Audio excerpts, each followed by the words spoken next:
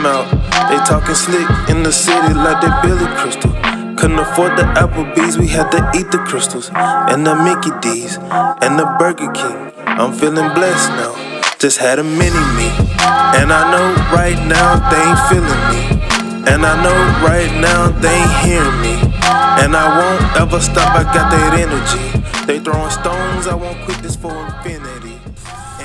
Welcome back to the podcast. This is MLU, Man Like Us. It's your boy, Wante, my co-host, whatever you want to be called today. Man, bro, you know what? I'm going with Jay Boogie, man. That's what co-host I'm Jay keeping it with. Boogie. Give it up for him because he's indecisive, can't choose his name.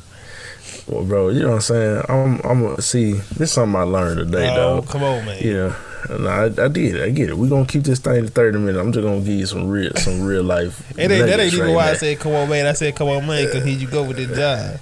Nah, bro, I'm just saying. All right. When you allow yourself to be defined, then you always have to live up to that definition. It's just like your favorite recording artist, Drake, right? This dude, he sing, he raps, he whatever else he does. You never get the same Drake on just one album, and that's how we should be as men, bro. So some days, you know what I'm saying, some days you Wante, some days you Counselor Joe. You know what I'm saying? it just go with the flow. But for right now, we be Jay Boogie. Please excuse him. I don't know what the hell he talking about. Bro, man, that was just some deep stuff I just laid down, dog. That's some bull jive. Hey, brother, you gotta, stop getting into the water to your waist and start coming on out to the deep end, dog. Whatever, sir. What you drinking, man? I'd rather not disclose that on this podcast. Man, look, I got some wine up in the doggone refrigerator. I need to crack open. Yeah. This more than I would just say it's gas. That's all. It's gas. Sound like it's gonna give you gas, dude. No. Yeah, no. That's not that kind of gas. It's gonna give you gas. You know who had the pedal to the metal down? Old LeBron a couple nights ago, dog. Man, let's ask the question, dog. Man, this man has averaged 25 points per game since he was 19. He's averaged 27.2 points his career. He has multiple championships, multiple MVPs. He has been to the final 10 times. Been to the finals 10 times. He's top 5, I think, in assists, rebounding. He's officially the number one scorer, like the greatest scorer, the number one scorer ever. A nearly 40-year-old record was broken the other night. Man, bro, real talk. Dude got to be the greatest of all time. What you think? Is LeBron the greatest of all time? I think yeah, bro. At first, I was saying Jordan off the mere fact that it was like Jordan could take over a game and win the game if he need to. He had like, and I think that's what everybody, like Skip Bayless, I think he's so in love with Jordan is because Jordan had like an innate killer instinct. When it was time to win the game, he was gonna win the game. And I think that's where I was stuck at when I was thinking GOAT, because for me, when I think about basketball players, in my eyes, a good basketball player is somebody that can get a bucket when they need to get the bucket.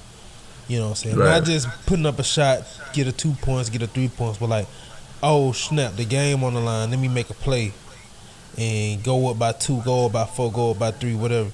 And for the longest, that's how I was viewing the GOAT. But then I actually thought about LeBron and like how long he been in the league and how you score 38, almost 40,000 points, and like you got 4 rings, 4 MVPs.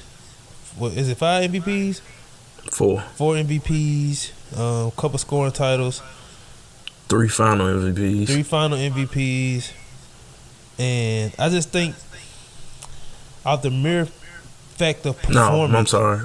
4 final MVPs. 4 final MVPs, that's right. Out the mere fact of performance and durability, it's just hard to argue. It's just hard to argue. The only thing you can argue is, could he win you the game if it was online? If you think about the 3 most people that's discussed as the greatest of all time basketball players, that's Jordan, Kobe, and LeBron. Mm-hmm. Like, if you think about just that, no, he not, cause LeBron had some scoring problems in his first, like, bucket getting problems, shooting problems in his first few years. But if you think about just like, man, this man, everywhere he went, he won, and he made people around him better. And he ain't really even had to score. He got his buckets, just really just going to the foul line, maybe a fast break here and there. But he really was getting other people involved. But he still was averaging, like you said, 25, 26, 27 points. So I think for me, it's gonna be LeBron. But I'm gonna say for me, it's gonna be LeBron, unless Steph Curry breaks that record. Nah, that ain't gonna happen, man. He not, both of them guys, we starting to see Father Time Father Time come in a little more. Steph has been hurt a lot in the last 2 or 3 years. LeBron, since he came to LA, he's been hurt more than he ever been hurt. Missing a lot of games. So we definitely at the end of LeBron's career. We definitely at the end of Steph's career. So LeBron James, GOAT. Greatest of all time. I'm gonna be honest, man. If we playing 1-on-1, man, you be crazy not to take Michael Jordan. If we playing, go over there and score the ball. Go over there and score the ball right now. You'd be crazy not to take Jordan. But man, if you drafting a player, and bro, you have to build a franchise. LeBron James, and I don't care what happened in the finals. This was probably one of the most impressive finals by LeBron James because of, for me, this finals that I'm about to talk about, not because of, but the road he had to take to get there. Man, when this dude they played the San Antonio Spurs the year after the Heat won. You remember the Heat won 06. For y'all who don't know, which y'all probably don't, me and Wante are big Dwayne Wade fans, like huge Wade fans. So that means LeBron, 4 years removed from leaving high school, took a team. So we talk about a 20 horrible Sadruno Ilgauskas, who are Larry Hughes, Boobie Gibson, Mo Williams. Shout out to Murray High alumni. You know what I'm saying? Drew Gooden. This was a lackluster team to say the least. Yeah. And this man took them through the steel powerhouse of the Detroit Pistons, where this man scored the last 25 points of a game. And all the other 2 teams that he had to go through before that. And even though he got swept by the dynasty that was the Spurs, man, bro, when I seen that, I didn't want to admit it then, but that cat was gonna be problems for years to come. And he's involved in this game. Yeah. If I gotta build a team, he can shoot now, bro. When LeBron can literally do it all, man. You ain't top 5 in assists, rebound, number 1 score, all that, because bro, you a bum. And this is what bothers me when people say, how can this man not be the greatest scorer of all time when he number 1 in scoring? You know what you have to do? Like, you know how consistent you have to be, bro, over a 20-year period. And even in his rookie year, he put up 20 points a game. Yeah. Bro, man. LeBron James, the greatest of all time, man, dog. Give it up for that boy, LeBron, man. The GOAT. Clap. approaching 40,000 career points. Gonna be a while before somebody break their record, but give it up for Brum Brum. Man, let's get into the topic for That's right. the episode today. Go ahead. Why? This is the topic. Why did? Let me make sure I'm reading right. Why did you want to become a husband? So let's just break it down. You spin off, I will spin off, and we'll go and we'll answer the big question: is it difficult with anybody that's been married? I feel like we had the same answer, but if they say the other answer, that they somewhere right. But why did you want to become a husband, Turk or J Boogie? Well, I mean, I'm trying to. So. Do you need to think about it? I mean, go first. I mean, the only way I can answer that is if I give you the story of how I met my wife and how I met my wife and then up to now. You know what I'm saying? So I don't know about the whole story, bro. I ain't gonna give you the whole story. I ain't gonna get the whole story. So man, basically, you know what I'm saying? I met me and my wife met online. You know what I'm saying? So, bro, I did not know that. Really? Bro, what y'all met on? Bumble? Tinder? Plenty of Fish. Bro, what? Yeah, dog. It was crazy. Hey, yo, pause, bro. I did not know that. Hold up, you just not figuring that out now? It ain't no figuring it out. I didn't know.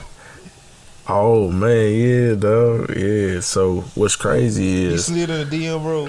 No. She slid in mine, bro. That's like for real. But this was crazy about that. Like, you know what I'm saying? We talk about, you know what I'm saying, God kind of orchestrating things and putting things in motion. Yeah. That day, like I was gonna get off of, you know what I'm saying, the social media thing, and I was just worried about my career from there, because I was trying to become an architect and stuff. And man, she hit me up, and it was like. And you know, we started off as just real kind of good friends. Went out on our first date, and bro, you know how folks talk about love at first sight. it literally was that, bro. Yeah. Like we sat there until the place closed, man, and you know we had a good time and really pretty much seen each other every day since that day. Yeah. You know what I'm saying? So man, the reasons I think the reason for me, man, why I became a husband is because the contrast between the man who I was leading up to that day when I met my wife, and the man I'm evolving to become. Like, man, I just, you know, it was just right. I really couldn't see myself, you know, living without her. I really couldn't see myself dating anybody else. Like, she was, quote unquote, the real McCoy. She was what? And the real McCoy. You heard about that? Yeah. That's kind of, yeah. Which they got like a backdrop of African American history to it, but we won't get into that. But yeah, we met, and you know, I think the biggest thing, for why I became a husband, man, is because I knew my wife was making me better in a sense, even way before we even got like married or anything else like that, and how we just kind of gelled so quickly and so fast. Like, I knew that I wanted her to be my best friend. I knew I wanted to grow old with her. I knew I wanted to start a family with her, because man, my wife she in a sense saved me, bro. Yeah. Just be honest with you. Yeah. She just kind of just saved me from looking one way in front of the people I knew, and being another way behind closed doors, kind of living like a little bit of a double life. But yeah, she saved me, bro. It was real. That's what's up, bro. What about you, man? Why you? Well, I feel you, bro. Why you became a wife, man? Man, I mean, my bad. Bugging, bro. Sorry about that. Bugging, man, why'd you become a husband, bro? What made you? What made you propose? That's what I want to know. I knew you like you love your wife, but how did your proposal go? That's what I want to know. Proposal. Leading up, matter of fact, now because you recorded your post, leading up to the proposal, bro. When did you know you was gonna propose? I knew I was gonna propose when I got an independent study in college because they messed up my test scores, so I didn't have to take the test, and I had a lot of time. I mean, I didn't have to take classes. I was still enrolled as a full time, but didn't have to take classes. So I had a lot of time, and I had money coming in from being a personal trainer and all that. So I had been saving for like a year prior to that, and it really was just, not to ramble. It was just natural. I felt like for me, like when I say natural, like it just happened organically. It wasn't like. Like it wasn't like me planning the stuff. I was always big into research articles, being a psychology major, just learning just random facts and random stuff. And one of the things I read was like, when you propose to your girl, don't do it on a holiday, don't do it on a birthday, because that day is already tied to something, So I didn't know when I was gonna propose until my mom and my wife's grandma, they wanted to throw us a graduation party. So before then, I was like, where I'm gonna do this at? So I was trying to think of a plan, like what to do.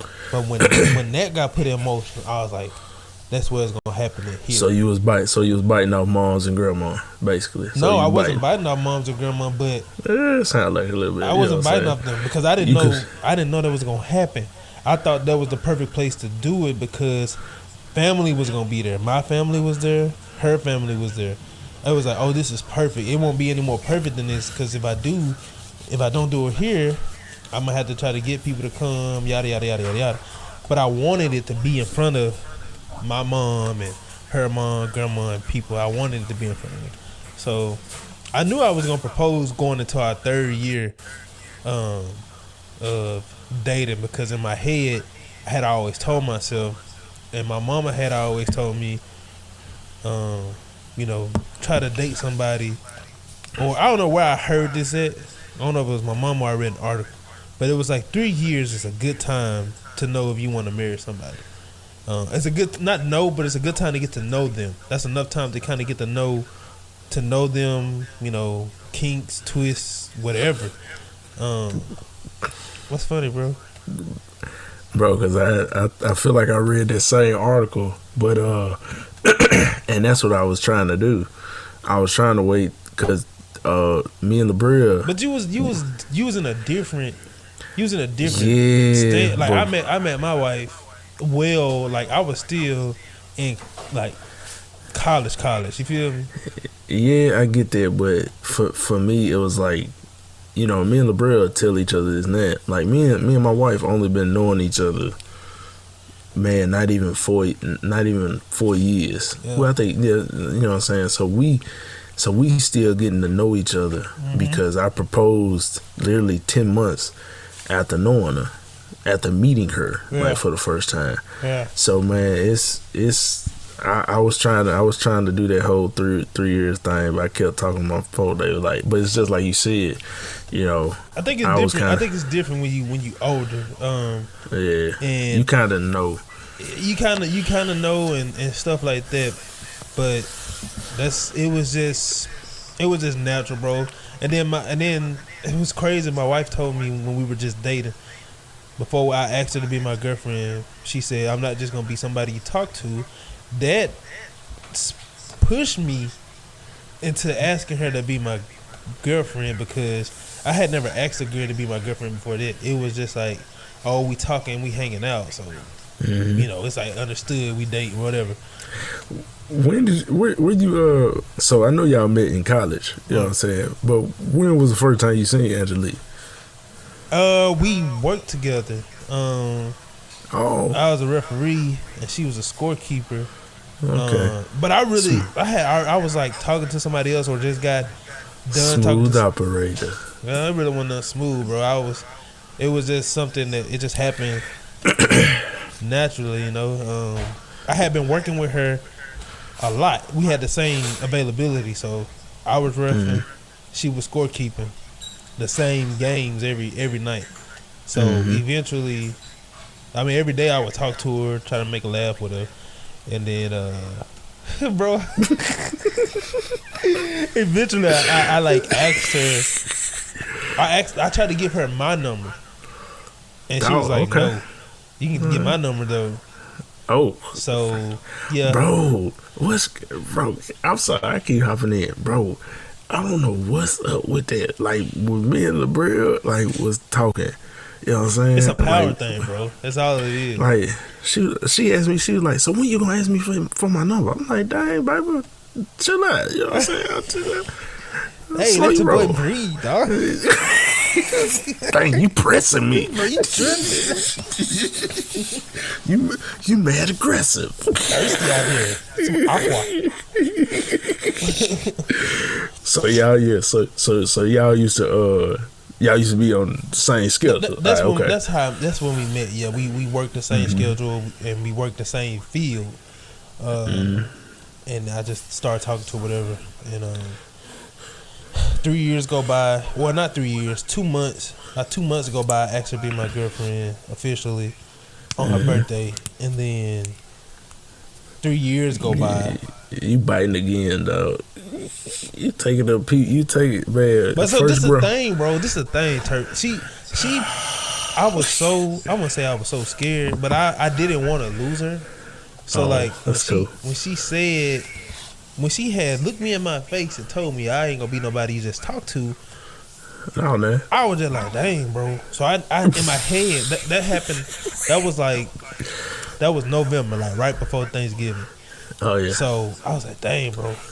So we go out for Thanksgiving break. I had all this time to think about, like, you know, Boy got decisions to make. for real. Like I felt like in my heart, I felt like she was dead serious. You know, like, like, I ain't, you know, and I ain't want her to think like I was just gonna be talking and hanging out. Yeah. So when her birthday came, well, I knew her birthday was coming up. I just thought it was a good time to ask her, man. And How'd you ask her, dog? I want all the details, bro. dog. I asked her like how you would ask, like I thought it would be cute. I thought it'd be something to remember because I never had this experience. So I thought it would be cool to like write it on a piece of paper and write a box. Yes, no.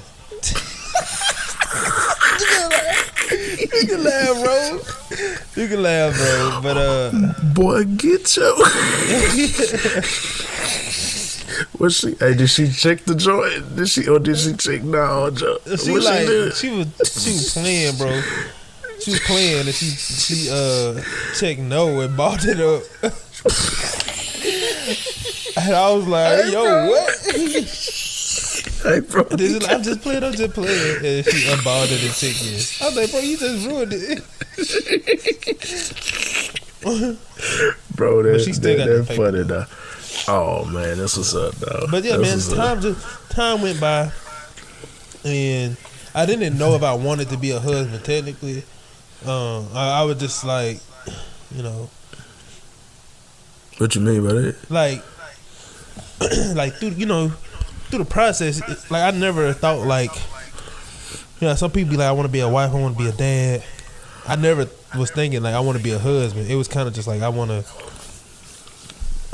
be with this person and be good. I want us to last.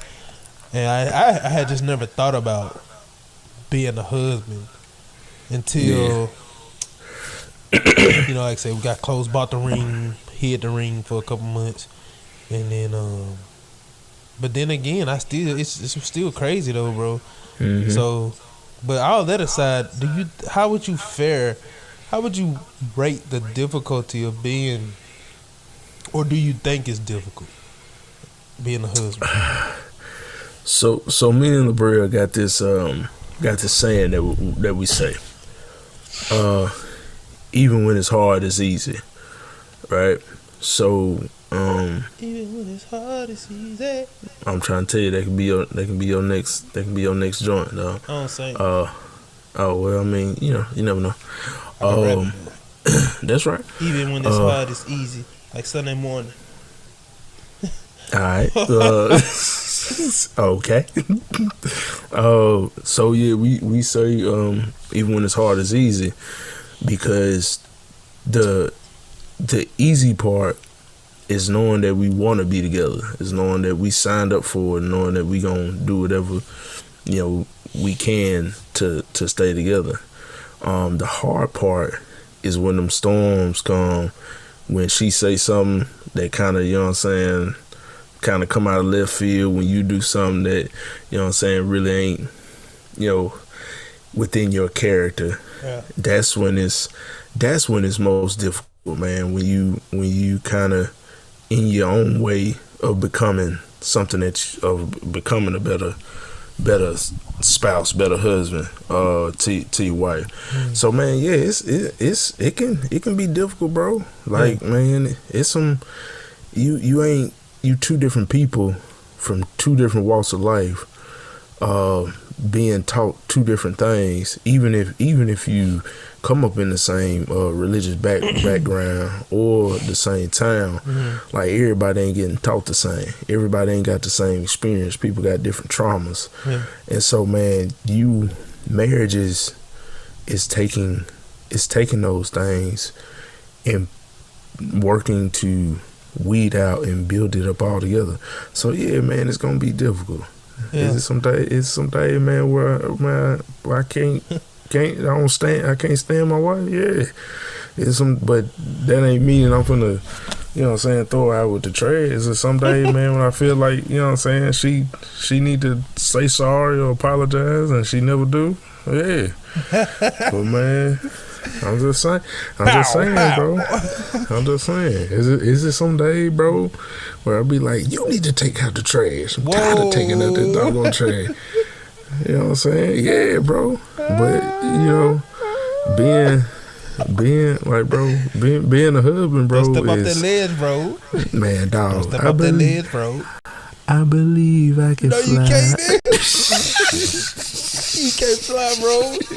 But man, I promise, bro, I wouldn't even, and I tell the bread is, even in the I always remember the permanent and the temporary. Cause man, it's gonna be difficult. You not always gonna like me. I ain't gonna always like you. Yeah. But yeah, it's a challenge. I wouldn't say but it's a challenge, dog. To everybody out there, to any man that's listening, that's single or that's dating or that's engaged, marriage is a beautiful thing, through and through. But it is something that is and I want to say this because I think it's important for people to understand this. I don't think it's nothing I came up with. I just think it's something that I've realized. Marriage is a process. It's not something that is going to go the way you want it to go as soon as you get married. Like, you're not gonna be if you can do it, fine, but you're not gonna have all your finances in order. You're not things are gonna happen. You might get pregnant, or there might be an accident, or there might be that's right. You might lose your job. It's a process, and in that process, each person has to work on the things that maybe can slow the process in order to better the process. So if you're not good with money, in the meantime, between time, you working on being better with money while also trying to be a good partner for your spouse. And I think it'd be good to note too that you can't and not that you can't, but it's not good to compare yourself or your marriage to other marriages, because you look at somebody that's been married 20 years, they might be both retired, or they might both they might have no debt, they might have a couple cars, couple houses, rental properties, and you're thinking, man, I can never get that, I can never that. You don't want to start doing that because you don't know what those people have been through. And then it just takes me back to my point of that marriage is a process. It's a process. You go through trials tribulations to get to said point in your marriage. It doesn't happen overnight. I don't want anybody, whether you're a male or a female, listen to this podcast, whether you're a male that go and tell your female friend, whoever, don't have that fairy tale in your head. Marriage is not something where you get married and you have a big house and a picket fence and, you know, all this stuff that you might think. It's not that. More likely it's going to be an apartment for the few years, or it's going to be a rental house for the first few years, and then you work. If you can't get it like that, kudos to you, but I don't think I'm speaking to people that can get it like that. Yeah, we speaking to the folk, man, that you know what I'm saying, that's getting it out the mud. That's right. I would even say this too, and I'll speak to any young fella, man, or any cat looking to get married, man, bro. You know, with us men, and it's to the vulnerability side of who we are. You know, we place a lot of value in what we provide. We place a lot of value in what we have. We place a lot of value in what we do as a job and everything else like that. And man, understand, man, that the woman, man, that's for you, bro, she just wants you, dog. Thanks. Like, you know what I'm saying? Thanks. Man, but you know what, bro? You make a good point, but I'm glad you brought this point up because of society. Yeah, bro. You know, the societal pressures for a man and a woman, you know, they got us out here mentally stressing out. You know, women thinking they got to have a certain type of body to please or get a man thinking they got to have a certain amount of money to be valued in their relationship or by women. It's just crazy. Now this a part of the story I didn't tell, bro. I'm gonna tell you the reason why I knew. I'm gonna be honest with you, bro. Just to be real, I knew after I left that dinner table that night, bro, I wanted to marry LaBrea. I'm for real, dog. We had vibed that well, and man, for the next about 6 months, because I asked her daddy in December and I proposed the day before her birthday in the following March. I was trying to talk myself out of it. I was talking to my dad about, you know, I don't know her really that well and I need to get to know her some more. And, you know, he kind of gave me some game. But it was also based, man, on like my financial situation. Yeah. You know what I'm saying? You know, I'm the type of person who is, I mean, I imagine just like a lot of other folk, is learning how to manage, and is getting better at managing his money. And back then, when I was a single man, you know, I paid my bills, and then the rest of the money I took and did what I wanted with. Yeah.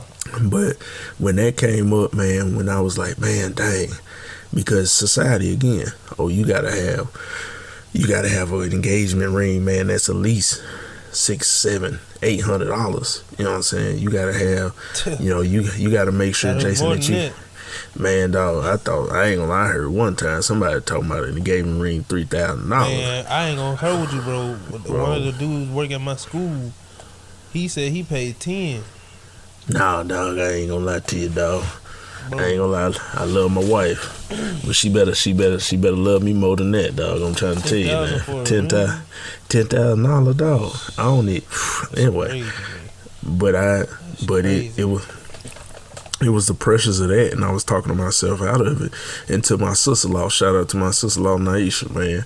She sent me like a sale that was going on, engagement rings for like $100. I didn't end up taking it, but when I seen it kind of dismissed those myths that I had in my head. And I went up going to Cheers, getting my wife a ring that I could afford. He went to Cheers. So did. And you know what I'm saying? I got her what I could afford. Yeah. And man, and my wife was just as happy, bro. My wife was, and I'm trying to tell y'all, man. So you picked the ring. She ain't never picked the ring she wanted. Nope. I had read an article, or I read something, but then me and my wife was talking when we were not married, and I just told her, like, I just straight up told her, I said, you send me whatever rings you like, and don't say nothing else about it. Just send it to me. And she sent me some, and then I said, okay. She's like, these are some. The one that I really want is kind of expensive, and I was just like, don't worry about that. Just send it to me. And she sent it to me, and I saw the price, and I was like, this is not bad. Like, I got this in the savings. So, yeah, like the price, it wasn't bad. It wasn't bad. I would have asked so bad, dog. But I'm gonna leave you alone. I got the picture in here somewhere. I saved the picture for keepsake. Let me see. Okay. Let me see if I can pull it up, and I can tell you the price. I can't remember the price off the top of my head. No, man, I ain't let, and you know, brother, I'm talking about. I went real rogue, dog, with my proposal and everything, dog. I went like left field.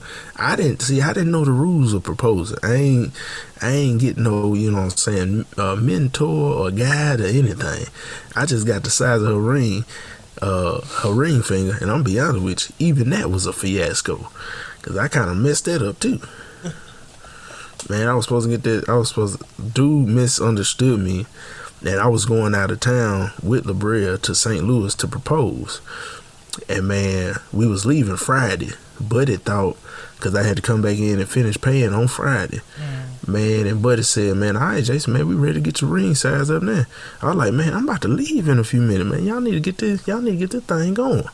Man, Buddy said, man, this what you do. You take the ring and you just tell her, hey, they got the size wrong. So you want me to start off my married line? No, I need to save up some meals. I need to save up some of them lines. I found a picture. So the ring was like 16. Oh, 1,600, ain't bad. That's what I'm saying. So it ended up being like close to 18 with all the like stuff that like insurance and stuff. But when she sent it to me, I said, oh no, that ain't bad. Ain't bad. You know, I was like, oh, okay, you know, it's still $1,600, but I'm like, that's way less than what I've heard people $5,000-$6,000. So, you know, I bought it and hid it. I thought I had to tell LaBrea, you gonna have to get your ring on the layaway plan. I'll be honest with you. One of them pay as you go rings or something. But you know, just looking back on it with all the stuff that happened in college, with my test scores and stuff, it kind of allowed me. Before that year that I had to take that extra victory lap in grad school, I had a job and I had a stipend. I had a internship that was paid. Paid me $1,200 a month. $600 every 2 weeks, on top of getting paid for my gym job. So every 2 weeks I was bringing in about, you know, as a college student, I'm not even working. I mean, I'm doing my internship, that's full time, but I was bringing in about $1,000, sometimes $1,200 every 2 weeks as a college student. So rich. Boy, I was rich, bro. I was all y'all young cats out there, dog. I was rich, man, dog. Who get it out the mud like one day, dog. Man, if you bring $1,200, that was the first year that I didn't have to pay for school. My internship and what my graduate professor did, she got it set up to where the Starkville school district paid my tuition and stuff like that. So the only year I ain't had to pay for school was my last year of grad school. So I was blessed, and I was able to save a lot of money in that year working and doing an internship. So I feel like, just reflecting on it in this moment real quick, a lot of that happened, so I was able to possibly be able to buy God made a way. Ring, you know. So God made a way. He wanted it to happen, dog. And I wasn't even looking for that. You know what I'm saying? I mean, I love making the money for sure, but you know, when the relationship started getting real serious, and I saw, you know, like, hey, I've been with this girl for 3 years, coming up 3 years, you know, so we got engaged that December. And then we moved to Gulfport, and we were having the whole, you know, shacking up thing. We didn't want to shack up anymore, and we kind of just said, you know, what if we just go ahead and get married, you know, courthouse, because we were planning to have a try to have a big wedding. And Yeah. at first I was like, I don't want to do that. I want to whatever. But then I thought about it. It's like what's the difference between being married and dating somebody for so long? You know, it's law now when you get married. Mm-hmm. Does that make sense? Mm-mm. So like, you think about the person that don't want to get married. Mm-hmm. They're like, I don't know if I'm ready for marriage, but you're gonna stay dating a person for 6, 7+ years.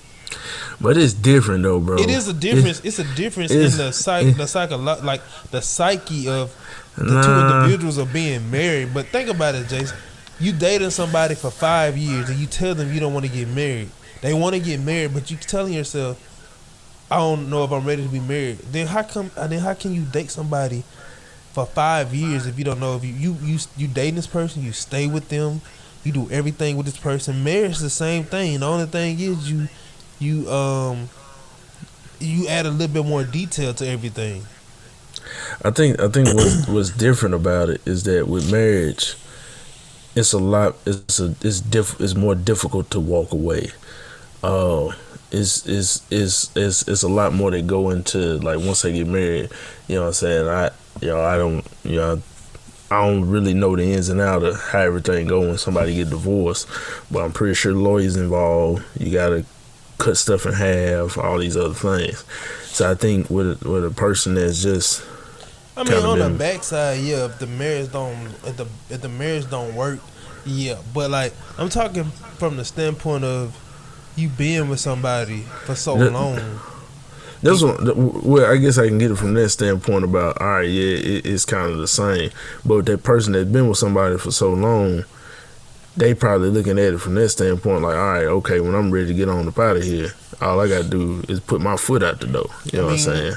But and that's you prove my point, brother. If that's the case, that person would have been gone. You feel me? Like, it's like you say, I want to be able to put my foot out the door if I want to. Then you wouldn't have made it 5, 6, 10 years. I just feel like the more, it ain't no excuse for the young people out there. You dating somebody and you telling yourself, now if you got something you need to work on as a person, cool. But if you just saying you don't want to be married for the simple fact that you've been taught your whole life that being married is a waste, or I'm talking to those people. I'm talking about from that standpoint. It's toxic. It's not. It's not a good excuse. I feel like the only excuse you have for not being married, if you say, I need to work on myself. There's some things that I know if I commit to this, that I'm gonna hurt you, or blah blah blah blah. Not because I don't want to commit to just one girl. And you've been dating for 5 years. And I would say this, bro, man. Being on this side of marriage, man. As much as sometimes, me and LaBrea have evolved as a husband and wife to, first of all, learn to let stuff go. Second of all, don't hurt your teammate. Don't hurt, the person that you say you love. You know what I'm saying? With your words or your actions or whatever. It's like that. But man, I can remember a time being in Memphis, being free. You know what I'm saying? Just being free. You know what I'm saying? I'm at a good job, making a lot of good money. But man, that loneliness kind of kicks in. You know what I'm saying? Being out there, kind of like in that big city, and you the first person to turn your lights on, you the last person to turn them off, and now you got this person who sees the very best of who you are, even when you can't see it. So that should be one of the biggest, reasons to get married to that person if you found them, because they gonna see a light in the side of you, man, that you can't see. Yeah. Yeah. So man, what about? Oh, what you gonna say? I was gonna ask you because you didn't say, you know what I'm saying. Go ahead. The difficulty part was is marriage difficult? Is what about marriage is difficult? Is marriage difficult? Yeah, marriage is. I'm one of the people that are gonna tell you that it's difficult. Not that doesn't mean like my marriage is bad or anything, because it's not. But like you have to, just like a relationship. Like I was saying, like everything is more detailed when you're married. So you have to be considerate. You have to be aware. And watch your attitude. You have to be aware with your attitude, what you say, how Body you say language. stuff. It's not a bad difficult. It's just like something that it's tedious. It can be tedious. It's difficult. It's difficult. It's hard. It's difficult. It's difficult, but it's like it's something that if you blessed to have and you have it with a good partner, it makes it worth it. Because it's like it's only difficult at times. You know what I'm saying? You know, she might be tired. You might be tired. Nobody don't want to do nothing, and then we getting cranky and taking. You say something out of frustration. She say something out of frustration, or you respond a certain way, and then that gets turned to a whole different thing. Then you gotta try to make amends for it. So, it's the only thing I think I'm trying to pinpoint what's difficult about it. I think the thing that's difficult about it is just being with somebody, and you have to like understand that person. You're this flaw, that flaw. This is how she like this. This is how she like that. She don't like it like this. She don't like it like that. And sometimes you get tired of like trying to do it the way that they would like it, and then it just be like, you know, all right. It just be like you sometimes you don't pinpoint or you don't complete the task to their liking. Yeah. And then that starts a conversation. That conversation leads to something else, and then yada yada. Like I say, it's only difficult at times, but it is a process. It's not something for the weak. Being married is not something for the weak. Nah. Like you don't get married and don't expect butterflies and rainbows all the time. Thunderstorms in there. And it ain't for the selfish either. Like, man, if you gonna be a selfish person, marriage. I tell you what marriage is, man. Marriage is a kind of a refining process. Like God ordained marriage so both of y'all could be better, so both of y'all could become one. You know what I'm saying? You gonna be weak in some areas, she gonna be weak in some areas, you gonna be strong in some areas, and she gonna be strong in some areas. Yep. But the whole point, like one thing was saying about process, is that y'all learning how y'all could be one together.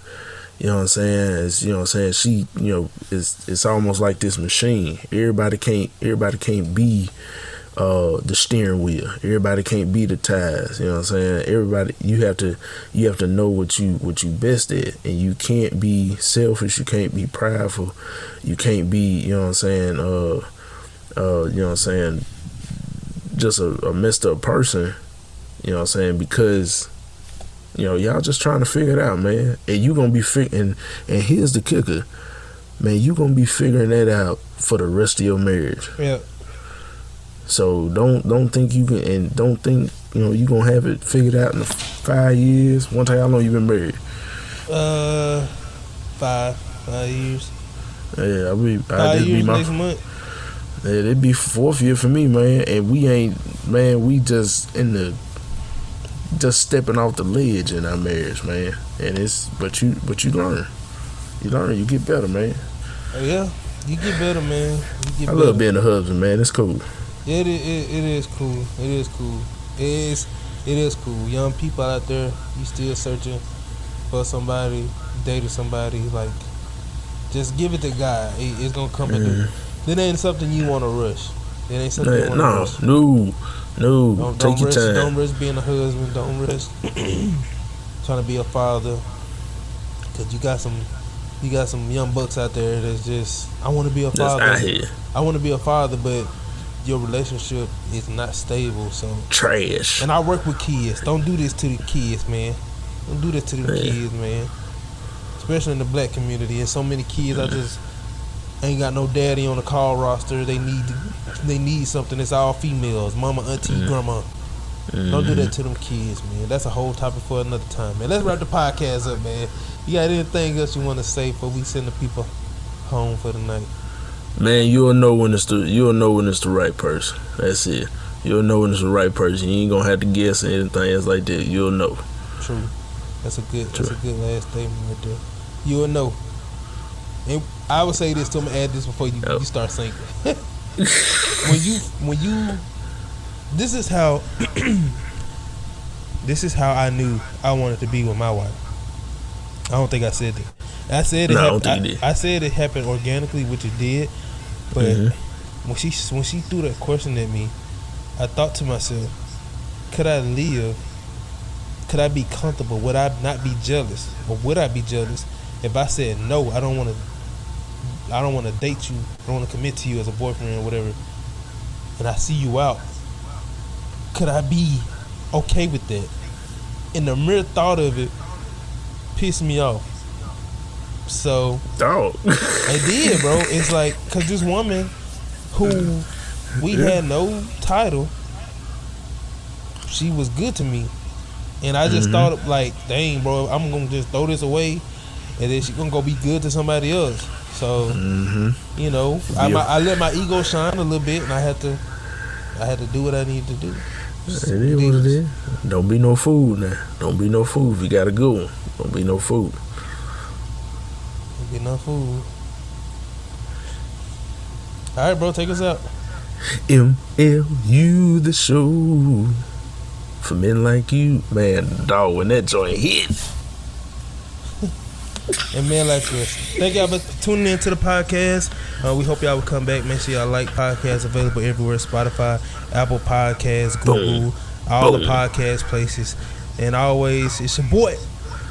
On them out, they talking slick in the city like they Billy Crystal. Couldn't afford the Applebee's, we had to eat the crystals. And the Mickey D's, and the Burger King. I'm feeling blessed now. Just had a mini-me. And I know right now they ain't feeling me. And I know right now they ain't hearing me. And I won't ever stop, I got that energy. They throwing stones, I won't quit this for infinity.